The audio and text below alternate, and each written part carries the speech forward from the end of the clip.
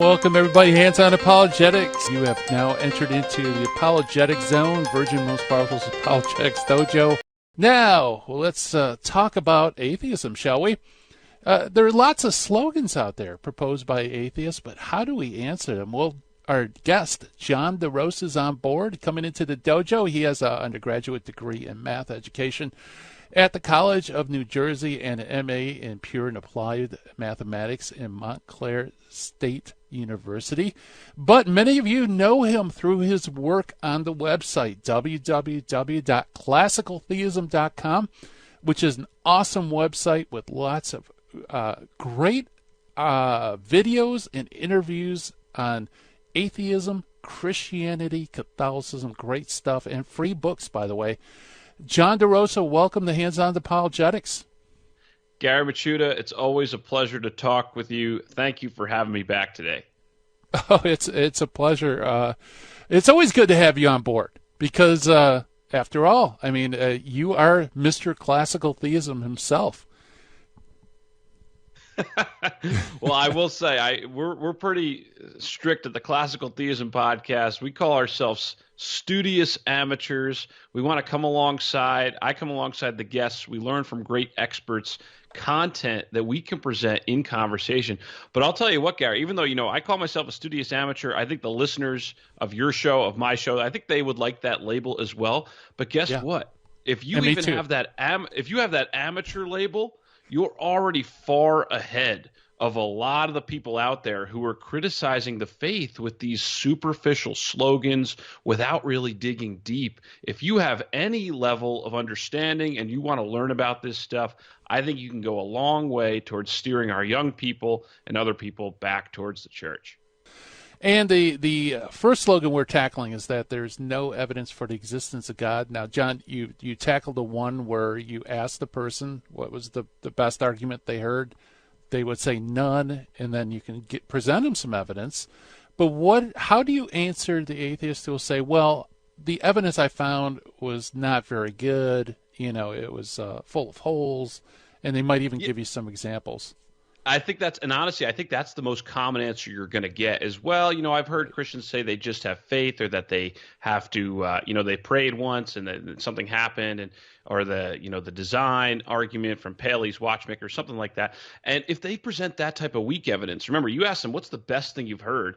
And if that's all that they respond with, then again, you want to say something like, wow, I have to agree with you that is not that great of objective evidence. If that's the best evidence you've heard, I understand why you're skeptical. But can I offer you what I take to be some really good arguments? Because there's objective facts about the world that we can show philosophically point to the existence of God. And that's where you could talk about, hey, have you ever heard the Kalam argument? The universe began to exist. Whatever begins to exist has a cause. Therefore, the universe has a cause. Or you could talk about the moral argument and some other things that you can practice. If you get really, if you go to classicaltheism.com, you start practicing more. We get into the Aristotelian proof for the existence of God, which is based on the first way of Thomas Aquinas. But the bottom line is you can affirm the person. And this is a great conversational tactic to build rapport. You affirm that evidence is not very strong, and you offer something more for their consideration. The final option, and I'll just say this briefly, they might respond with something pretty good. They might say, hey, you know what? Well, I've been studying the cosmological argument, and I've been studying the moral argument, but I think they have this flaw in them. I think they fail because of this reason. And that person has done their homework. We have to say, hey, you know what? I really appreciate you did your homework. You looked up these arguments. And if you have studied the argument yourself, you can offer a response. Well, maybe they think the Kalam argument commits the fallacy of composition, or the contingency argument commits the fallacy of composition. These are just common things you hear. We discuss them on the podcast. You can answer them. But if you know the answer, you could say, I've heard that objection before. What do you think of this response? Or at the very worst, in that case, you might have to say, you know what, that's a good food for thought. I'm going to have to go back and study that, but I am going to study it and get back to you because I think it's a good argument. So if someone says there's no evidence for God's existence, you have to ask them, what's the best evidence you've heard, and what do you think is wrong with it? Yeah, excellent. That's beautiful because, right, and I like the way you put it, too. It's not like, no, that's wrong because, it's not the fallacy of composition because blah, blah, blah. I like the way how you said have you ever considered this? So it's like you're looking at a third party's argument, and that takes a lot of the heat out of the argument. It's not like you're wrong and this is why. It's more like, did you ever consider this answer to that objection? That's exactly right. And that one of the big things once you start having these conversations, you're going to see some people get very upset, very heated very quickly, and you just want to have different tactics and different ways of toning down the conversation. Let them know, hey, I care about you. I think this is important stuff. Let's just talk about it together and get at the truth. Yeah, very good. Well, why don't we jump to one of the new ones? Go ahead. Why don't you pick a new addition to your list of slogans? Okay, yeah. So I kind of mixed them all in, so it's hard to know what's new and what's not. But here's one I added. So they might not say there's no evidence for God's existence, but chapter 2, this is very common. They'll say faith. Christians believe things on faith, but faith is irrational. It's silly to believe things without evidence or to pretend to know things you don't really know. So you Christians, you're just irrational. Have you ever heard that before? Oh, yeah. Yeah, absolutely. So here's what you got to do. Stick to the questions. And in the introduction, I explained the 3 generic ways you want to start your question are, what do you mean by that? The second way is, how'd you come to that conclusion? And the third way is, have you ever considered such and such, as you just picked up on? Those are kind of like the 3 general sentence starters. And then in the specifics, you got to tailor them to the particular case. So in this case, you got to ask this person. They said faith is irrational. Hey, you say faith is irrational, but what do you mean by faith? Can you tell us more? What do you mean by that? Because in all honesty, a lot of time, the person who makes this objection is working with an absolutely defective understanding of what faith is. Absolutely. And they'll typically say, yeah, you know what I'm talking about here. They'll typically say something like, well, faith is a belief without any evidence, or faith is believing in spite of all evidence. It's just a blind leap. Those are some things that they might say. Or faith is believing in something can't possibly be true. Well, I mean, that is like, oh my gosh, if that's what it is, then okay, I will admit to you, I don't even want to have faith if that's the case. So you got to start out, get their definition on the board. What do you mean by that? And then you can inform them, hey, you know what? I understand that that's what you're saying faith is, but I think it's a mischaracterization of the traditional Christian position. I don't think faith is like that. And if I did, I'm with you. I wouldn't want to have faith if I think it's that. Instead, you make it sound that Christians have no good reasons to believe any of the things they do. They just believe it by blind faith, and that's that. But that's not the case. And then you have to say, well, have you ever considered this? And then you offer, a better definition. And hey, we got a catechism. We're Catholics here. You can go to the catechism when you need some good information. But faith, we consider, is a theological virtue. It's that by which we believe God and all that he has revealed, but it's not a blind impulse of the mind. Because faith, so it's a virtue, it involves a trusting and believing in God. That part the atheist has right, that it does involve belief and trust, but the thing is, it's not a blind impulse of the mind, and that's specific wording in the catechism that I'm taking. It's based on motives of credibility. This is a phrase that our church uses, that Christians have used for centuries. In other words, it's based on good reasons to think that God has revealed such and such. So faith, it's not a blind leap into the dark. It's based on the fact that we think God revealed certain things. Why do we think he revealed it? Well, he's given us motives of credibility. We have some miracles to consider. You might And if by the way, we're just talking about what faith is. You don't necessarily have to go into a whole case. I'm just giving you some more background on this. But there's miracles to consider. There's the fact that Jesus rose from the dead. We have very good historical evidence that this occurred. There's other Eucharistic miracles that Catholics can point to, though I wouldn't recommend going there with skeptics in a first conversation. There's other historical miracles, such as the miracle at Fatima, where a lot of atheists and skeptics were present and still acknowledge that something supernatural took place in the sky. So we have some miracles to buttress our position. We have prophecies from the Old Testament that Jesus fulfilled. And then we also have the holiness of the saints, these people who, like Mother Teresa, who just showed such radical holiness in the way that they lived their lives, lend credibility to the fact that God has revealed truth in the Bible, in Scripture, in tradition, and through the church. So faith if the atheist is correct that it's just blind in spite of the evidence, we don't want to hold it, but we want to ask them, what do you mean by faith? Because my faith is informed by the evidence and flows from it. We got a couple of minutes to the break. Why don't you throw out another one? Maybe something. Or here's that's a quick pretty one. short. Here's a quick one I think we could do. Chapter 5, where is God? Have you ever seen him? No. He's untestable. He's unfalsifiable. Where is this God? And this is a classic objection. Like, you don't see God under a microscope. The Russians, they went up in the space places, wherever they went, and they said, oh, there's no God. There's nothing up here in the heavens. And I like this one because I think you can ask this person a fun question if they're complaining about where is God? The scientists don't see him. Nobody sees him. Here's the question you can ask them. And then we can just briefly go back into this after the break. But when someone says, where is God? Have you seen him? No, he's untestable. He's unfalsifiable. You ask them this. Well, hey, I got a question for you. When you look at the Mona Lisa, you know the Mona Lisa, right? When you're looking at the Mona Lisa, where's the painter? Oh, yeah. Just let them think about that for a second. When you're looking at the Mona Lisa, where is the painter? And that question can hopefully it forces them to think, well, hey, I don't see the painter anywhere. The painter isn't an element within the painting. He's not like hiding over there in the corner or in some layer. God is not some item in the universe. The God of classical theism transcends the universe. He transcends all the created stuff. He's not the type of thing that you're going to find under the microscope, but that doesn't imply that he doesn't exist. Just as the fact that you can't find the painter inside the Mona Lisa, that doesn't imply that the painting has no painter. The painter is the creator of the whole painting, just as God is the metaphysically necessary creator and sustainer of our whole universe. So if someone says, where's God? Have you ever seen him? You can ask them, when you're looking at the Mona Lisa, where's the painting? Yeah, very good. We're talking with John DeRosa on answering common atheist slogans. More on the other side of the break, folks. Stay tuned.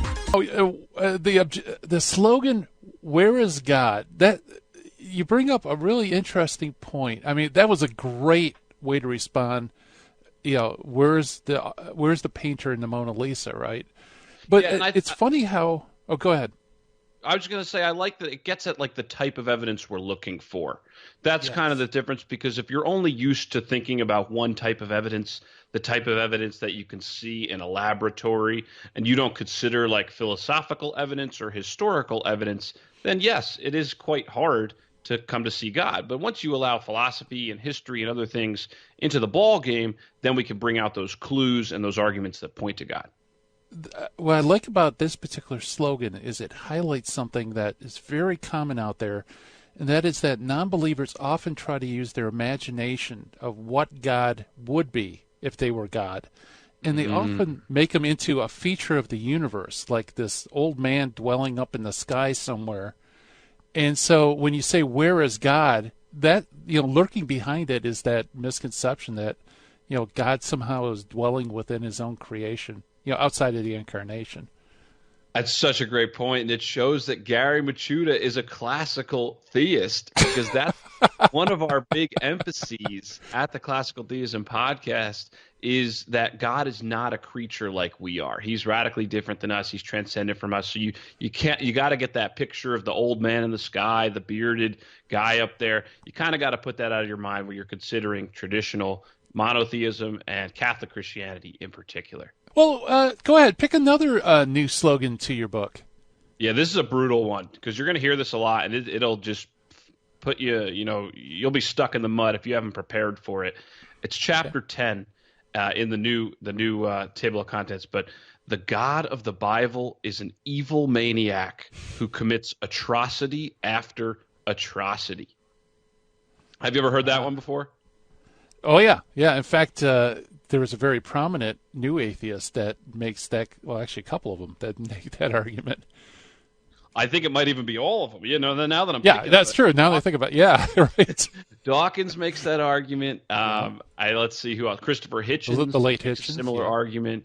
And Trent Horn just debated a few months ago Dan Barker, who you might consider a new atheist. I know he wasn't part of the original four, but that was a prominent piece in their debate. So I'm going to recommend if you're encountering this argument, like the God of the Bible is an evil maniac who commits atrocity after atrocity, if you want to get some more resources for diving into that, yeah, I'll have a few pages in my ebook. I'll give you some bullet points, some questions, but check out that debate with Trent Horn and Dan Barker, because Trent has a great approach. He's polished, and he's great at responding quick in a debate context.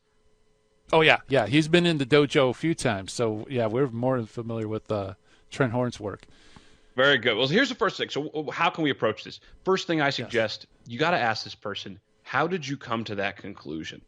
Just start with a general question. You got to get more information. You can't just start going off on a whole thing, because the odds are this person is parroting comments from other atheists that they've heard on the internet or from some passing remarks that they've read in books. Let's just say the person is able to reference typically the commands to wipe out the Canaanites and other tribes are a common thing that's discussed under here. So let's assume this person's done their homework. They have some reference where God ordered the Israelites to wipe out the Canaanites, every man, woman, child, oxen, and so forth. Let's just say they're able to come up with that reference, okay? So what might you do in this case? And again, it's a tough issue, and there's a lot of different ways to tackle it. I'm just going to give you 2 points to remember, and that's this. One, here's the thing. God is not a human moral agent like we are. We can agree with the objector that if God were just like some super powerful guy, flying around in the sky, arbitrarily killing people, commanding them to do terrible things, just like we are, but like flying around, that would be terrible. Okay, he would be subject to moral censure. But Christians traditionally don't think of God that way. As classical theists, we hold that God is beyond us. His nature is radically different from us. He's the creator of all reality. But as it says in Isaiah, his ways are higher than our ways. And as St. Paul affirms, how inscrutable are his ways? He says that in Romans 11. He asks that question. So God is not, he transcends us. I'll make another point, but he's not a human moral agent. He's the uncreated and unchanging creator. In other words, he can't be evaluated on the same level that we are. He doesn't get better or worse. He's not like a Boy Scout who's like going to get all the merit badges because he did super well.